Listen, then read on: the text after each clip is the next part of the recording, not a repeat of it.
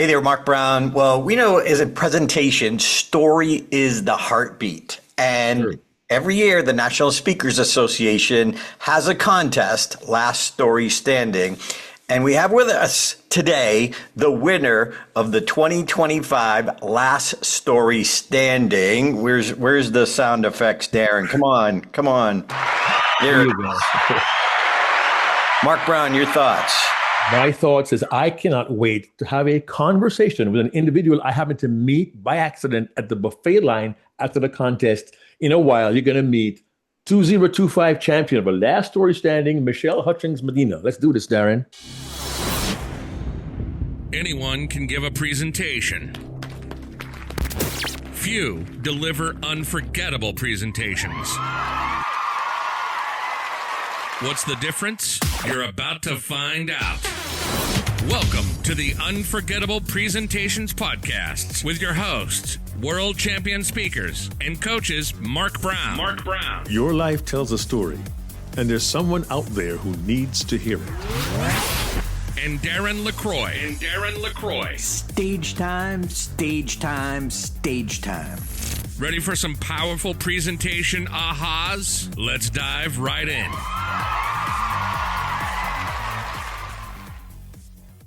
Mark, I love doing the podcast. I love having conversations with you, and I love learning a new process, learning a story behind the story from someone I don't know. But I saw the end result.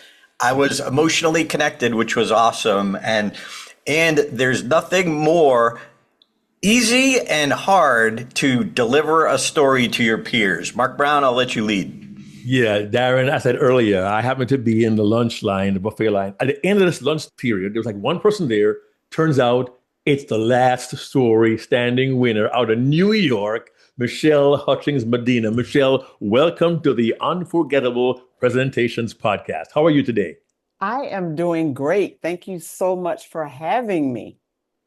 It was a joy. I got to tell you, I sat there during the contest knowing the quality and caliber of speakers who were doing this Last Story Standing. And you shone in such a powerful way because you use a technique that nobody else used by incorporating verse and poetry into a powerful personal story. And I know there are individuals now who are leaning forward, who are salivating, who want to know the story behind the story, what led to that technique, and of course, eventually, what has happened since. So how did you get involved in speaking to begin with, Michelle? Well, it all started when I was about 2. No, I'm just joking. Nice. But like many of us who enjoy speaking, oftentimes we've exhibited a passion for it, even in our youth. And for me, I was known as Motor Mouth. So my mother used to call me Motor Mouth. And it was always shush, be quiet. And so I would say that I always had a passion for speaking. But in terms of speaking professionally, I've had the opportunity to give, technical presentations and things like that in my line of work and in sales presentations. But in terms of speaking to audiences for pleasure on the topics around resilience, that journey started for me a couple of years ago. Really? So you're in corporate and you do present in corporate, but at what point did you feel I need to go out there with this message? And how did that lead to the National Speakers Association? Yes, good question. So again, I've always done presentations, but I had some life events, and those life events caused me to rethink how I was using my voice and how I was spending my time. And maybe it's about stage and age, but I wanted to use my voice in a more powerful way. And so I actually left corporate to pursue a speaking career back in 2023. And it's just a matter of life experiences. I am a survivor of suicide loss. I'm also a survivor of breast cancer. And those things kind of made me rethink how I use my voice. And Mm. that's kind of what led me down the path of um, speaking professionally. Now, back around right before COVID, I had joined NSA. I was living in the DC area at the time, and I signed up for DC's Academy? Speaker Yeah. Academy. And it was interesting because it was the first time that they did it virtually because it was during COVID. And Mm. so that really piqued my interest. And I actually thought that this was my first time at Influence, but it turns out it wasn't because I also had attended Influence virtually Mm. during COVID. So Wow. so yeah, so I would say during COVID is when all these kind of manifestations about using my voice in a different way occurred. And the Nice. DC chapter, if I recall correctly, DC chapter at one point, their academy was working jointly with the Florida chapter at one point, virtually. And the DC chapter, I first got involved in the NSA because somebody in DC really got my attention. His name is Willie Jolly. He's been Oh, a mentor to yes. so many, my brother Willie, and he got me to join NSA back in 1996. But you had this passion. I love the idea. I need to rethink how I use my voice. And in just 2 brief years, with your commitment to being part of the NSA, how does one go from kind of getting involved, 3 years ago to the big stage? It's a bit a long story. I know. I mean, it's a big leap, it would seem. But what was the process that first made you think of being in the contest? And then how did you prepare your powerful speech? Mm. Sure. So the I'm, speech, or at least Michelle, I'm gonna have you just answer that first question, and then Mark, I have a second question before your Sure, second question. So, sure. just go back to why did you join the contest? Right. I joined the contest uh, mainly as a way to, I really wanted to reach people on this particular topic. And this Mm, topic wasn't part of my keynoting. Mm, And I had written a poem around the time of my sister's death as a way of processing my own grief. I mm, never considered myself to be a poet or someone that was really creative, so to speak. And so it was kind of dabbling in something new and different. And then when the opportunity came up for Last Story Standing, I just thought, okay, why not bridge the poem with the background of the poem and mm. put those two things together because perhaps it might just help someone. mm. Wow. You kind of answered my second question. I was gonna ask, how did you decide on the story, but you kind of already answered that. So it was actually the story that helped motivate you to compete, which I love that because it's pure. Its intention is deep. Mark? I have one comment on that. I hope our listeners and viewers don't miss this. You had said, I don't fancy myself a poet. It was a way for me to process what I was dealing with myself.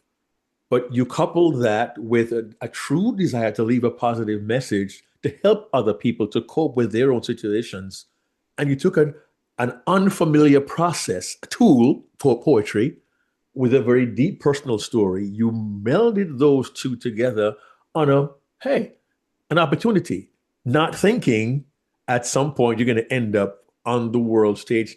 You weren't thinking about a trophy, Not at which I all. think is really interesting because so many people that we know, and as world champion speakers and as coaches, we get approached by many people every year and they tell us, please coach me. I'm going to be the 2026 world champion. And Darren always goes, and that's where the goal is. And look, many of us want to get the trophy, the accolade, but that was never your goal. Your goal was to touch, reach, and help people. You were using an unfamiliar medium of poetry, and it somehow fell together. And I'm really curious about the process of how that all came together. Sure. I would say it's kind of a marriage of Mm, my what creativity, I have the desire to be impactful, and then also letting go of the outcome. Like, I want to be impactful, but I have to let go of the outcome. All I know is that I can get on that stage and do my very best around my intention, which is to have an impact. And when those three things come together, that's kind of what keeps me moving forward. It's never really about the win, because we just don't know how our words will land with people, and we don't know when they will land with people. And sometimes it doesn't land at that moment, but it doesn't mean that the message is not useful or impactful. Boom. Wow. You married your creativity to your message, you said? I married my creativity to my desire Desire.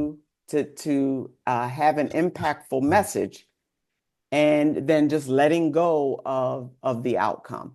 So I think if I focus on those two things, the talent and gifts that I have, my desire to be impactful, the rest will take care of itself.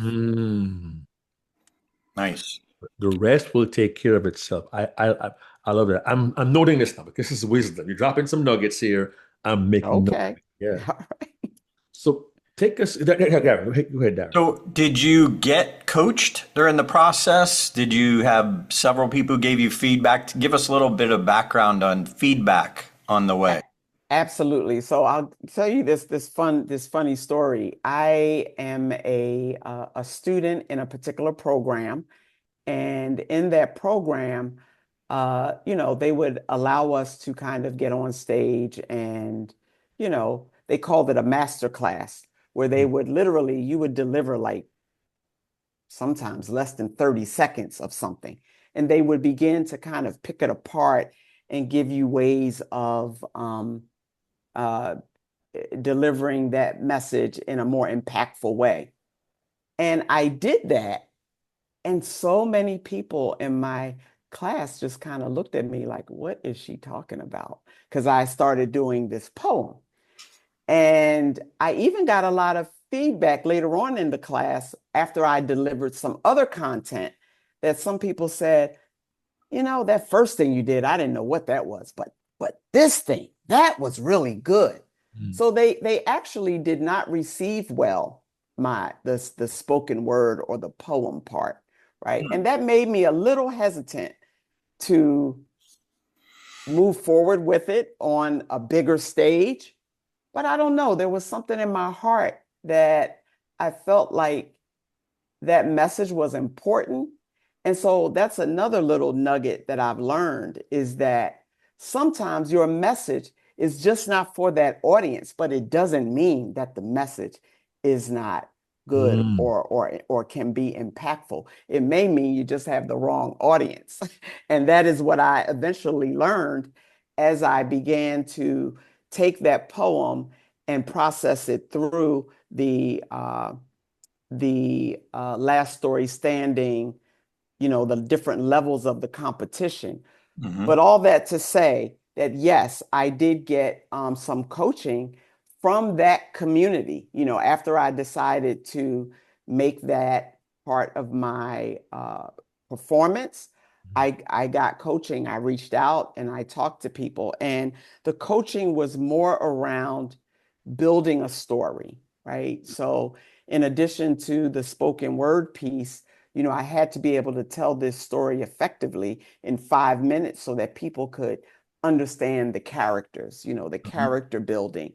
And when you only have 5 minutes to talk about an entire situation, it becomes very, very difficult. So one of the things that I learned through that coaching was oftentimes the exposition that we want to provide around a story is not necessary. Because I had lots of exposition about my sister and us growing up, and some of these things weren't necessarily relevant in this 5-minute story.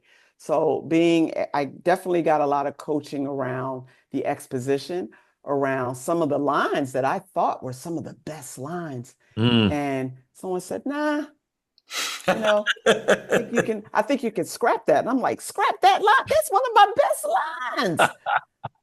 But when you've got a short amount of time, all the exposition isn't necessary. So that's another thing I learned through the coaching process. Darren, is that sound familiar to you, Darren? You gotta let things go. Whatever. We tease each other, Michelle, because we go back so far. When I was coaching Darren, when he won the Toastmasters World Championship, I was his coach back in '01. Ah, Had a few lively conversations surrounding what should or shouldn't be in the speech, but he's the world champion. He was the guy on stage. I give him all the credit for that. So, but we appreciate that wisdom. So much of the exposition in our stories may not be relevant. may not be relevant. And we have to ask ourselves, why is that exposition important to us? Because oftentimes it's hard to let go of something just because someone suggests that you should let go of it. And that's the beauty of speaking, right? There is no wrong or right way, right? At the end of the day, someone can make a suggestion. You've asked for feedback, they make the suggestion. At the end of the day, it's up to you to either take that feedback or not. And how did you decide that, Michelle? How did you decide which feedback I'm going to accept and which feedback I'm going to politely reject? Well, one thing is that part of this program that I'm in is that we learn how to ask for feedback, right? And we don't ask for feedback like, so, hey, what do you think? It's very granular, Did the opening catch you? Was there something that confused you in the story? So being very specific about the feedback is what allows me to determine what I'm going to keep and what I'm going to let go. You're talking Darren's language because Darren teaches a process of what he went through when he was competing. And you had a series of questions you asked the audience, Darren, and they were very specific questions, not just, I liked it, I didn't like it. So yes, there's great wisdom in that. Ask for specific feedback to help you hone in on what's important. That's brilliant. Thank you. And I would also say having the trust in the people that you are requesting feedback from, because having that trust also allowed me to be able to kind of hone the message. And something that one individual said to me is, what is the purpose of saying those specific lines? And what I realized was I wanted the audience to love my sister. I wanted the audience to like my sister because this was a story about addiction. And so what I was trying to do was overcompensate, I didn't want the audience to believe that was the only thing about her, Yep. And so when you have a coach or a mentor or you're asking feedback from someone, their ability to question you about the why kind of can lead you down the right path. And I'm going to ask you to be super transparent here. I know you are willing. Tell us, were there any moments that you were wanted to quit, give up, frustrated, upset, that you had to just put it away for a day or something? Any of those down moments in the roller coaster ride of improving a story? Yeah, I would say not really for me. Once I commit to something, I'm committed. Certainly there were distractions. There was the keynote that I'm working on, which has nothing to do with Last Story Standing, right? So it certainly there were distractions. But at the end of the day, when I'm committed to doing something, I'm committed. And sure, I got frustrated on occasion, but never to the point where I wanted to quit. It was more frustration around having to rework something or do something a little bit differently. Quick follow-up to that statement, Michelle. You said you had to work on this. I'm committed to it, but I got this keynote I'm working on. It's in no way related. How do you balance the effort, the time, and the investment with family, with all of that? What advice do you give to an individual who sees a chance to enter a contest, but they're also doing their other work? Yeah. Yeah, I wish I knew the magic answer to that because I'm not always good. I'm a pretty spontaneous person, which gets me into a lot of trouble, right? Because I think I can do everything. But realizing that as I began to keynote more and decide on an actual topic and to decide on a message that I'm trying to bring, I realized that this speaking thing is hard. It's Mm, not easy. And it requires a lot of intention. It requires a lot of rehearsal. It requires a lot of, you know, trying things and doing things over and over again. I realized that, okay, I don't have the luxury of just totally focusing on this 5 minute story. The story is 5 minutes. The keynote is an hour. You know what I right, right. mean? Yeah, yeah, yeah. So I just was able to put it in that context that I need to spend more time doing this. And then there were levels, right? So I competed at the chapter level, and then I was able to, after I did that, I was able to drop it because why practice anymore? I may not win past that level, right? Mm, And so as I won each level, that's how I better understood how much time and energy I needed to put into that versus my keynote. Well, one last question on that topic is what advice would you give, Michelle, to individuals who may find themselves multitasking heavily in terms of caring for you, keeping yourself grounded, your thoughts, your heart, your body, your spirit? What would you recommend somebody who wants to find balance in all of that? Yeah. Staying in touch with self. I think that is the biggest piece of advice I can give. Staying in touch with self, your value system, knowing the why you're doing what you're doing. And I think just having that amount of clarity can put things into perspective Perfect. in Thank you. terms of how I spend my time, who I spend my time with, whether people are draining me of my energy, and that's the energy that I need to be creative, whether I'm spending enough time sleeping and eating and doing things that spark creativity versus just being busy and playing a game of whack-a-mole. That becomes very difficult to be creative in that environment. And when I get to that space, because we all get to those times in our lives where we just have a lot going on. And that's when I got to pull back and then just make and prioritize and make some decisions. But the truth is, it's not going to stay that way for long as I try to seek balance in my life. Do you have any idea how many just ballpark hours you put in or hours in a week average, knowing, like you're saying, you had to worry about your keynote, you had to worry about your business, and then, oh yeah, I'm in this contest. Did you have any schedule? I can't say that I have had a schedule because, again, that keynote was just 5 minutes. Um, and it was very episodic in terms of achieving each level. So I had to achieve at the chapter level, then the regional, and then the national. But what I will say about speaking is that I have found, and I don't know what you guys think about this, but I have found that I have to spend at least an hour a day, if not more, on speaking. Mm. That is, at least an hour Nice. every single day. I appreciate that. Thank you. All right, Michelle, I'm going to fast forward to the day of the competition. Yeah. Yeah. So the excitement, the nerves, the anxiety, tell us about like your preparation, like 5 minutes before or that day or that morning. What did Michelle go through? What could you pass on to other people in a competition? Yep. I made sure that I got good rest the night before.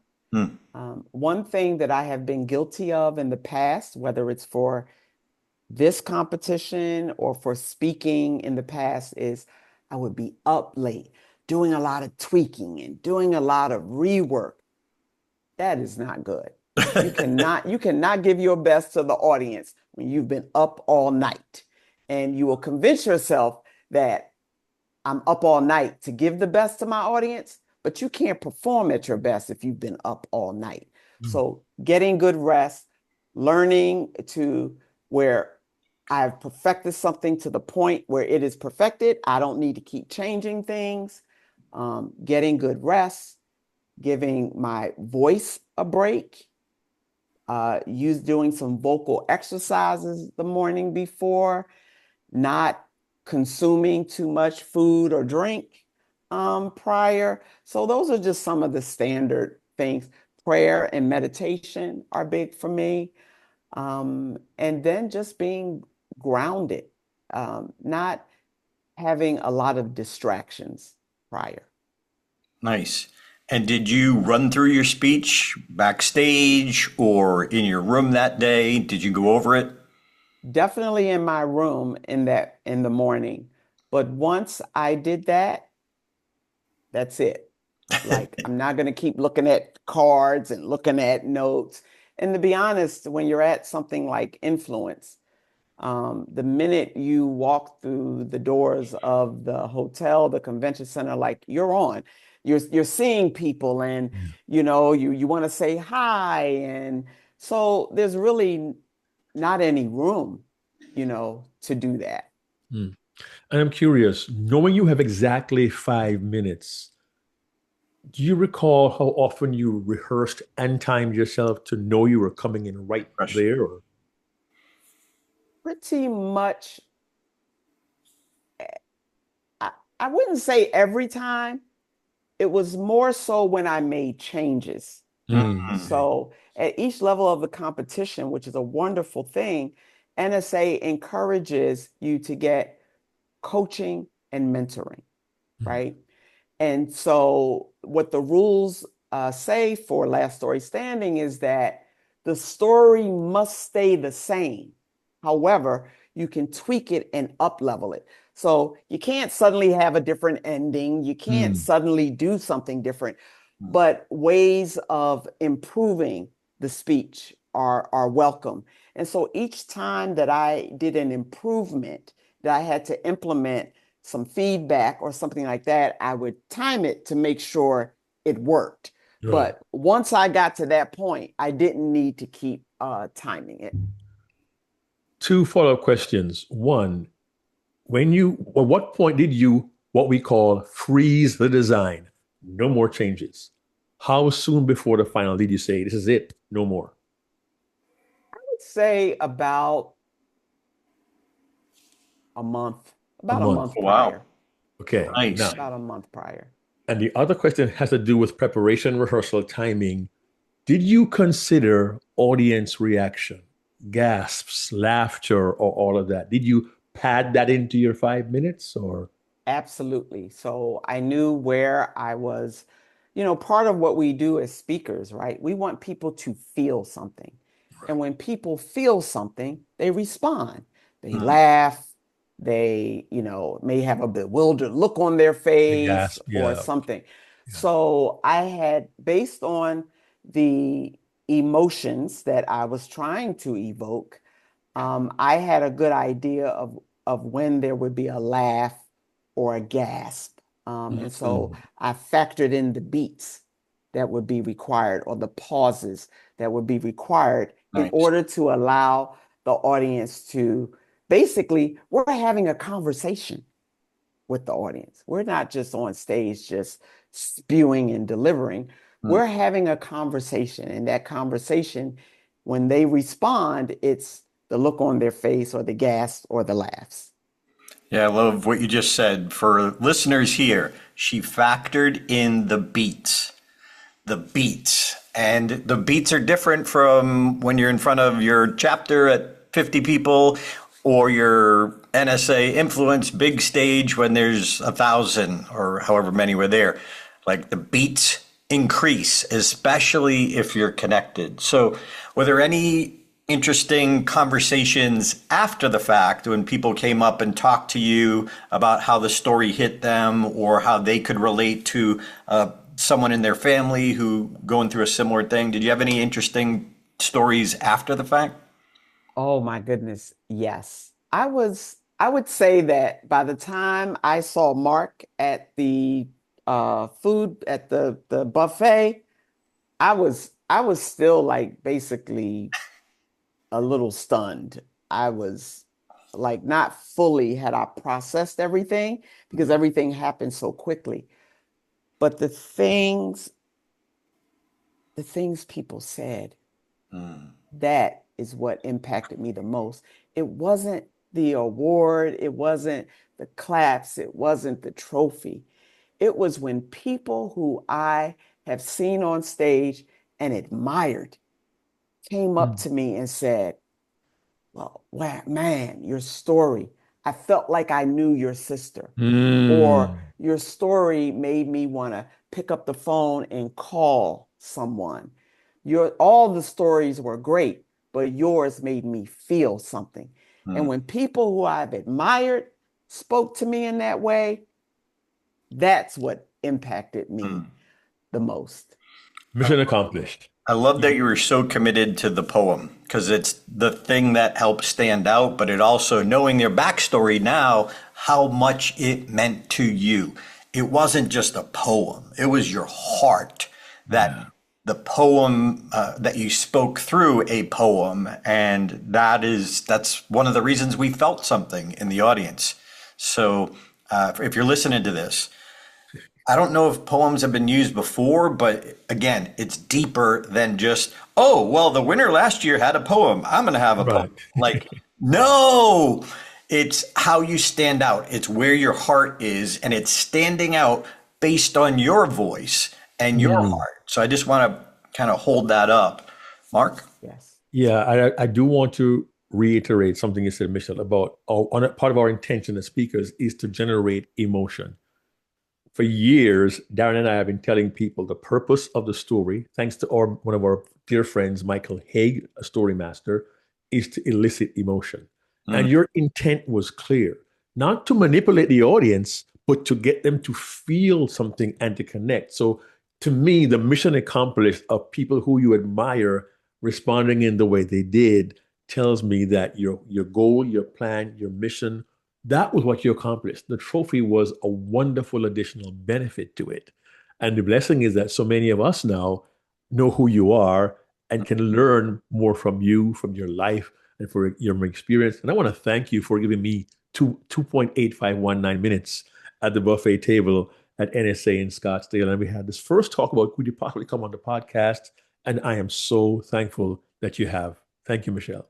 Oh, it's been such a pleasure to be here. And, I would just say to your audience that, when we speak, we're speaking typically because we want people at the end of the day to do something different, right? mm, But people can't do something different unless they think something different.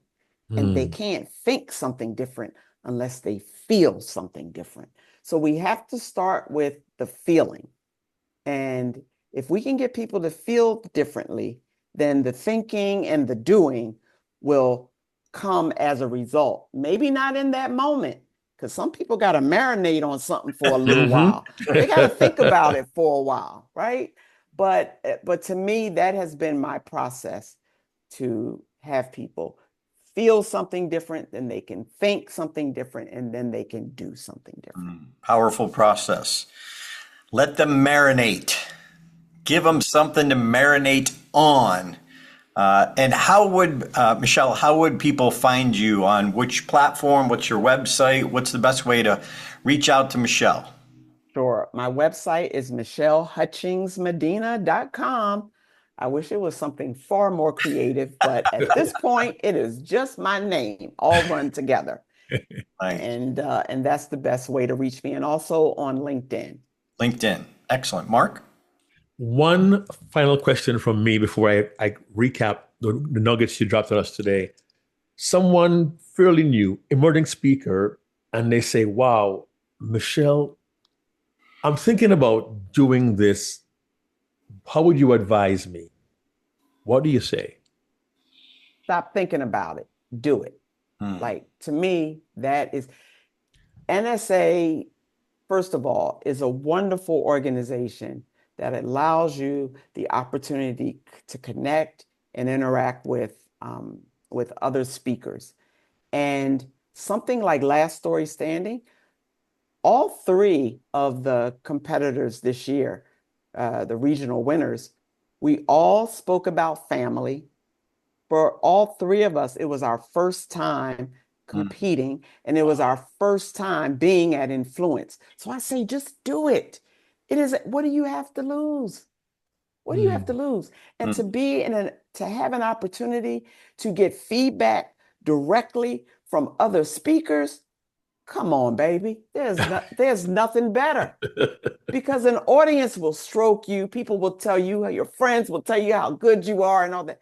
But to elicit responses from other speakers, there is nothing like it. So whether you win or lose, you're still winning because you're getting feedback from your peers. So I say, just do it. Nice. Mark Brown, what do you got for recap? Oh man, so much wisdom here. Come on, baby wisdom. Listen, rethink how you use your voice. Marry your creativity to your desire to have an impactful message and let go of the outcome. Do your best around your intention and the rest will take care of itself.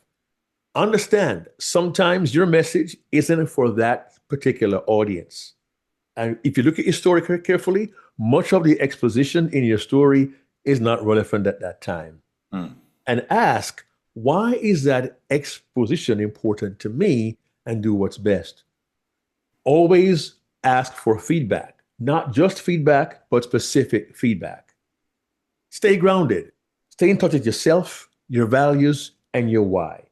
Spend time with people who give positive energy and engage in activities that spark your creativity. If you want to be unforgettable, spend at least an hour a day speaking. If you're competing, always make sure to get rest. Freeze your design in advance. Take care of your voice and do whatever works for you spiritually. It could be prayer or meditation. When you prepare a speech, particularly a timed one, factor in the beats for the gasps and the laughs. And remember, your story is like having a conversation with your audience. So be aware of the emotional impact. Speak to let them feel something different. Then they will think something different. And hopefully, in the end, they will do something different. And given the opportunity to enter a contest, don't wait. Just do it. Nice. All right. Thank you, Mark Brown. Michelle, thanks for joining us and giving us your come on, baby wisdom. Love that. Just brilliant. Great to get to know you and to know the story behind your story. Love it. Brilliant wisdom. Love it, love it, love it. If you're listening to this, please pass this on to somebody else who might just need to hear this, whether they want to or not. A little dose of truth goes a long way. So please pass this on. And thanks for listening to the podcast. We'll see you next week. Hey there, this is Darren LaCroix. Thanks for checking out this podcast episode on YouTube. If you want all of them, not every one is on YouTube, check out your favorite podcast platform so you don't miss an episode. Keep being a sponge so you can be unforgettable. Check out StagetimeUniversity.com, where good presenters become unforgettable.